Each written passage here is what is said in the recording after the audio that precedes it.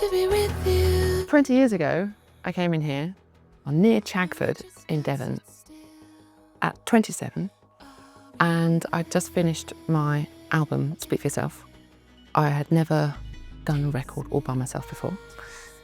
I'd come with this box called a Master Link, which was a hard disk recorder. Such a magical place. This used to be a cowshed, and we were just hearing from Simon. When he got here from London, the cow dung was up to here, and there used to be a ramp over there and the cows came in. But now here we are replacing the cows. It's the sound of music instead of the sound of music.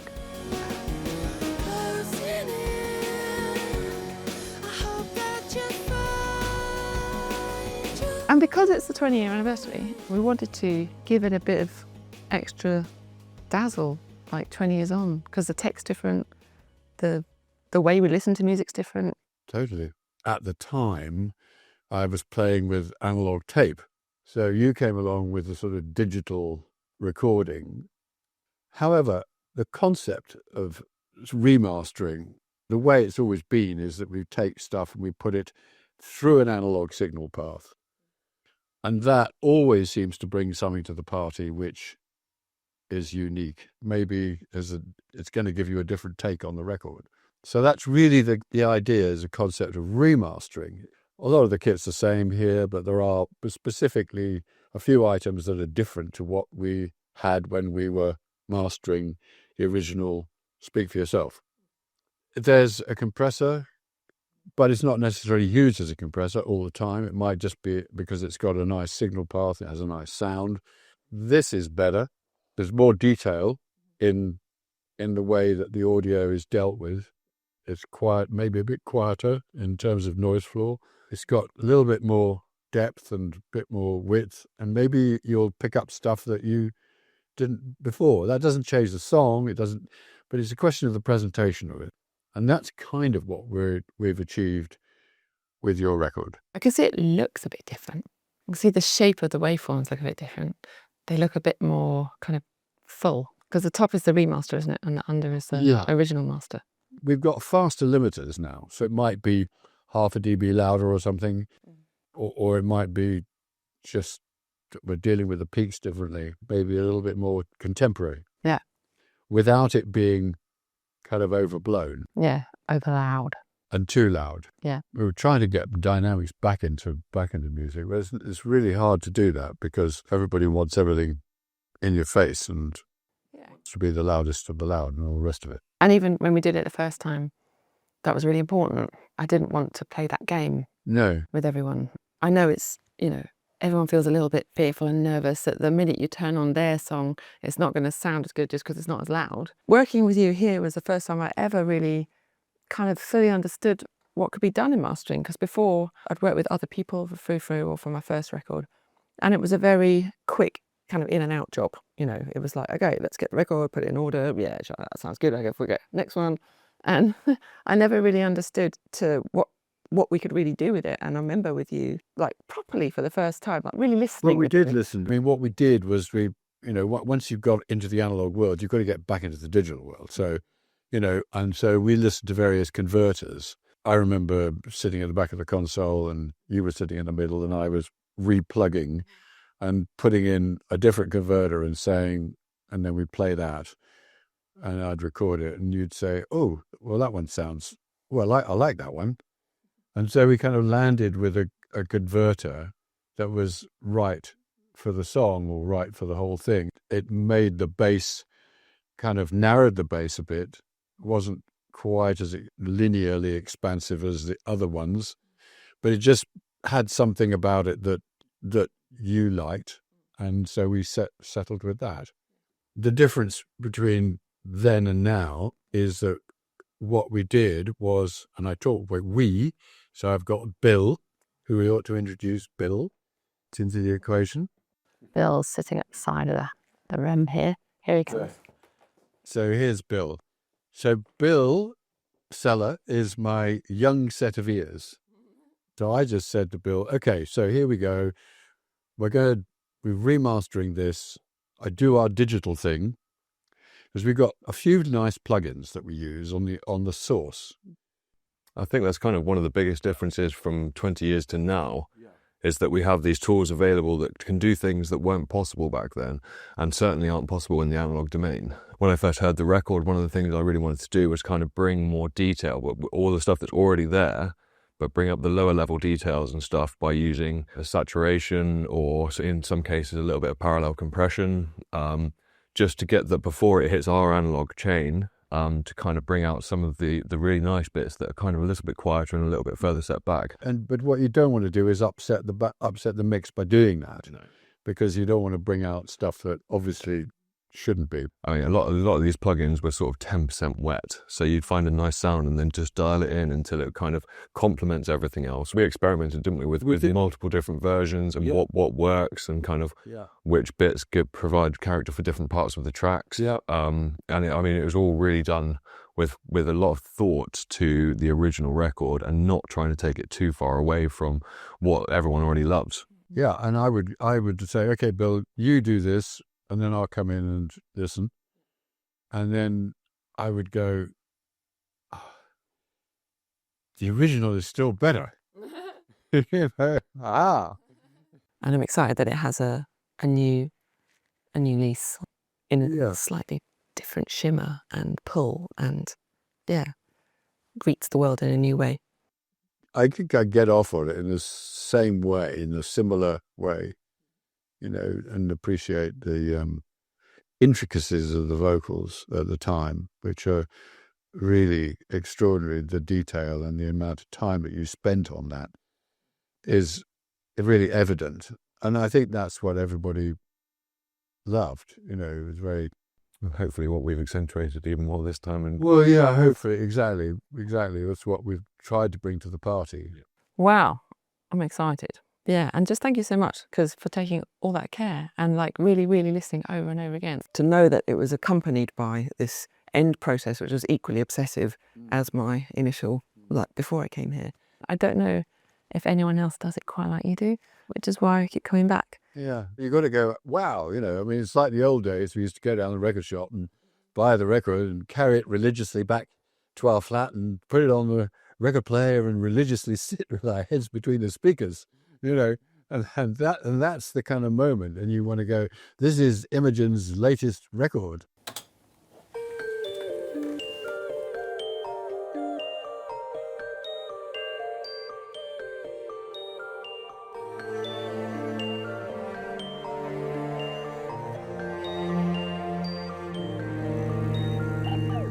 Distant flickering, screen of scenery, this weather's bringing it all back again. Great adventures, faces in condensation. I'm going outside to take it all in. You say too late to start, got your heart in a headlock. I don't believe any of it. You say too late to start with your heart in a headlock. You know you're better than this.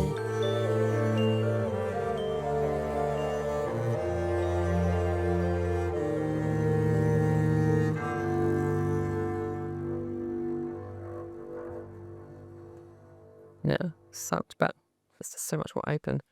And the choruses as well. Yeah, choruses, all the keyboards and so on. There's that nice kind of stereo MIDI bass thing comes in, but which you don't really hear in the original master as much.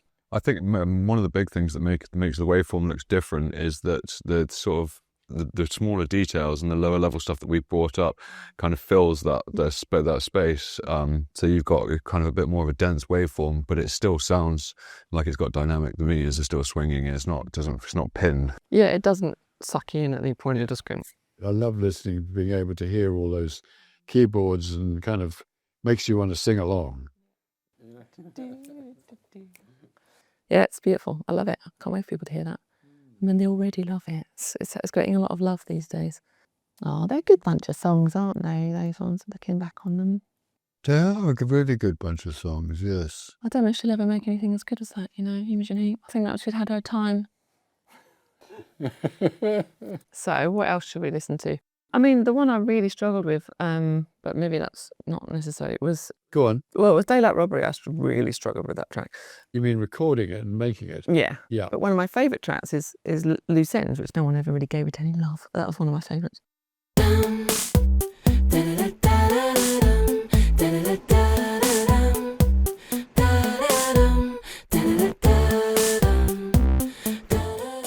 Yeah, this has got the crazy guitars. Not guitar, but Doing everything by halves. You got a real Love that arpeggiator bit. excuses. this is the EMX Meeting someone at the bar. Korg Electrine. Right. This little blue device. Where loose ends still have uses. It's complicated. This time I think it could be triangulated. It could be just what we need. So what you say we give it up and walk away?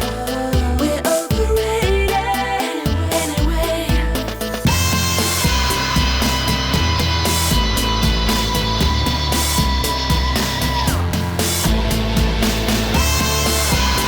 So good. I love this bit.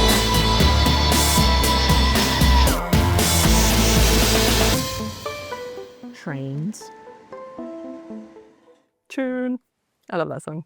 It's really good. No one ever liked that one, but I love that one. So fun. I must say, it's so much more tuneful. I love the Glock. You don't really hear that on the original. It seems to be that's what we've captured. Even the distorted guitars and all the rest of it, all of that has a definite space. Having sort of digital limiting that's much more faster acting tends to leave much more space within the music, whereas analog compressors, because they're slow to recover, or analog limiters, sorry, are slow to recover, everything tends to feel a bit smaller. And so that choice to go with digital limiting for this sort of stuff, I think, it was a big part of what makes it feel like that. Maybe people will like it now.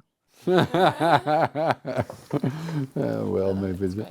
Yeah, terrific. And actually that's not a guitar, that's the Sonic TS12 with a distortion on it. Oh, is it? Yeah, my little keyboard art Oh, together. well, I would like to have the image of you kind of hammering away at an electric guitar. Well, as I was saying, there was somebody in the room at the time when I was doing this piece, and it was some workman just being really noisy in my studio, and it was really irritating me because I had to get it done. And I just remember just turning up distortion more louder, and I was just going like doing that while he was in the room. I like to think it sped up his work a bit. Where are we?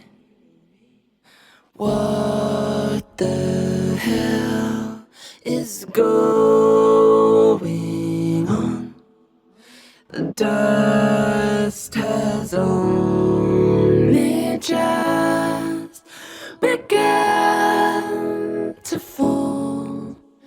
Crop circles in the carpet, sinking feeling. Yeah, it's very different, isn't it? And I love it. I really love it. It's just the old one's like here. Yeah. And the new one's just way wider, but not in a kind of like, way. But and loads more like detail in the air and all that stuff. Yeah. But when it's... But the vocal sounds like it's got air around it. Yeah.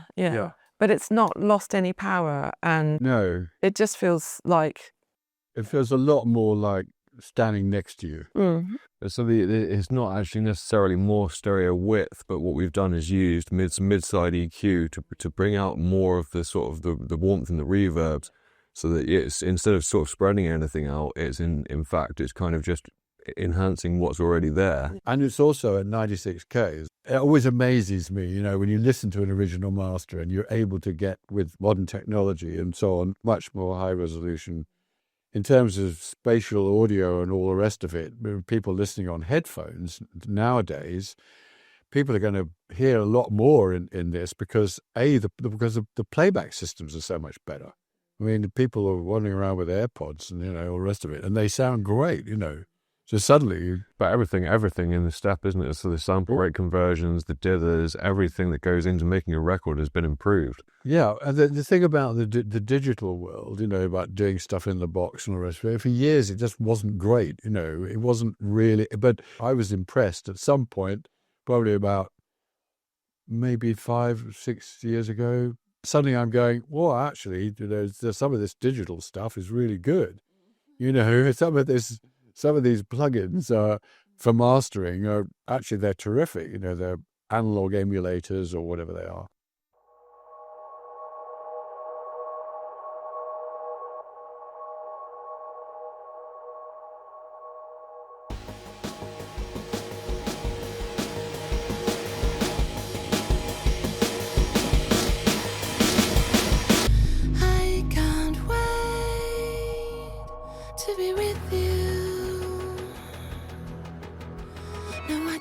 can't sit still. Are we there yet? These sounds. Takes me back. Carpet tubes. I remember such a magical place. It was all you. Closing in. I hope that you make it. Closing in.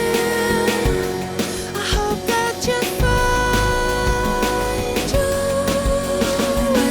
Closing in.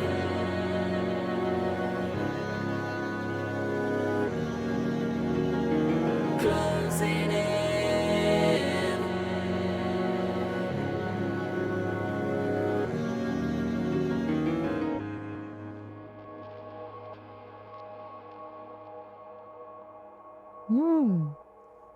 That'd be nice.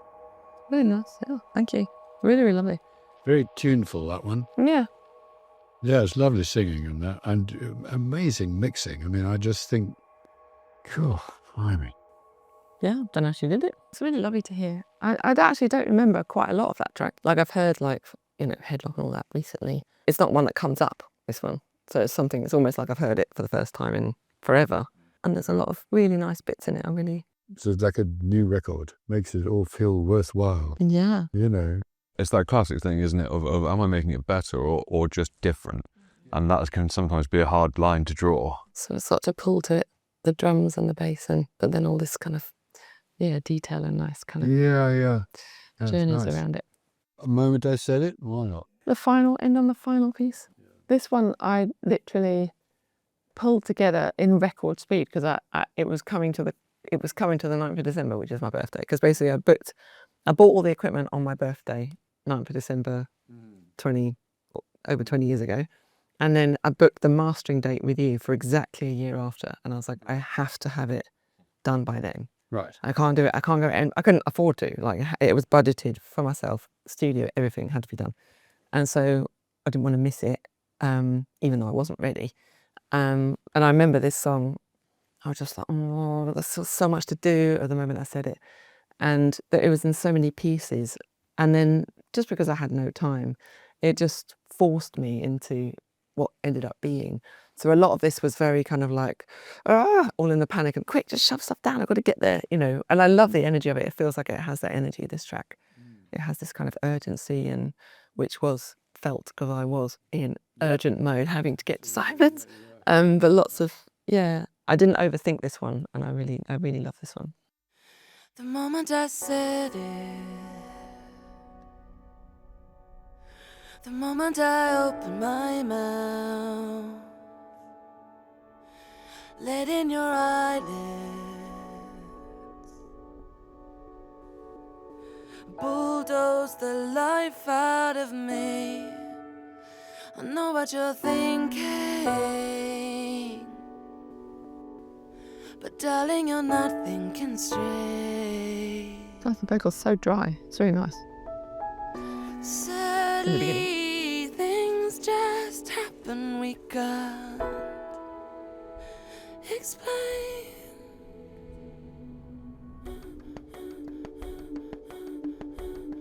It's not even light out,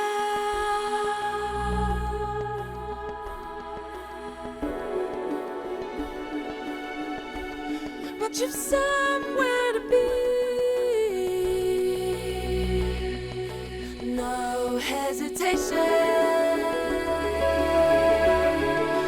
No, I've never seen you like this, and I don't like it. I don't like it.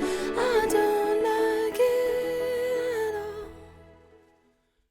at all. It's great. So nice. Yeah, Yeah, it's lovely though. It's really nice and really nice ending. I really like how the sort of the last part of that song is just so busy, but the vocal just cuts through everything completely cleanly. I'm impressed with the vocal sound. Have you changed your microphone between, I suppose you must have done over the years. Do you remember what mic you used on this? It's actually the same. Is it? Yeah. Oh, right. TLM 103. 20 years ago, it was like the only thing that I did for a whole year. Life was a lot simpler. You know, there was no social media. It was a manager, my boyfriend, and that was it. That was it. And I had my chat with my fans online on my message boards. Little did I know, you know, how blissful and how important it is to be able to have that time to really focus and see something through. But my brain now is just, it's so enticed by all the other possibilities of not just music, but all the tech now. And I have all these different kinds of versions of me that want to do this, want to do that. So when I get around to the music, I'm not, you know, I can't be for days and days on end, you know, in a mix and kind of in this place and really focus on getting a great vocal. I kind of shove down some vocals when I've got half a chance, and then I kind of fix it later if I haven't got time. And it's crazy what goes on with me and RX. Going in there, just like moving stuff, getting rid of things, artifacts, pulling things out.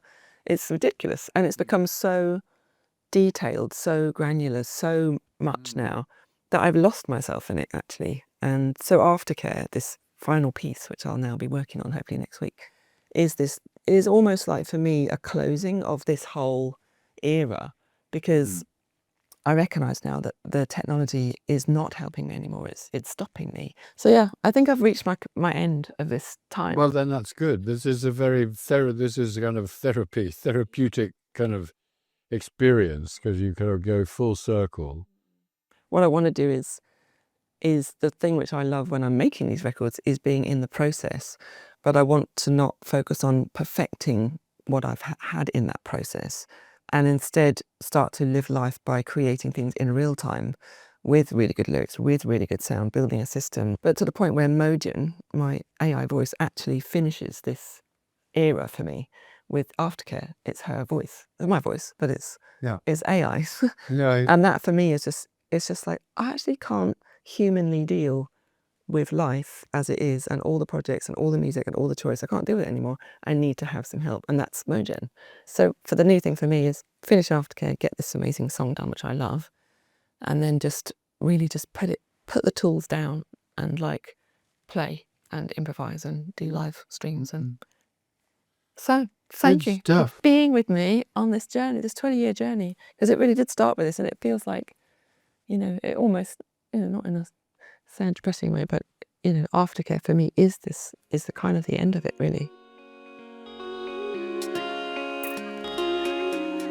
Say goodnight and go. If I was you, I'd make it into a double vinyl.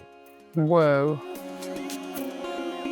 Only because it'll sound great on double vinyl, and therefore you can get the grooves far further apart and all the rest of it. We're doing a vinyl pressing of Speak For Yourself.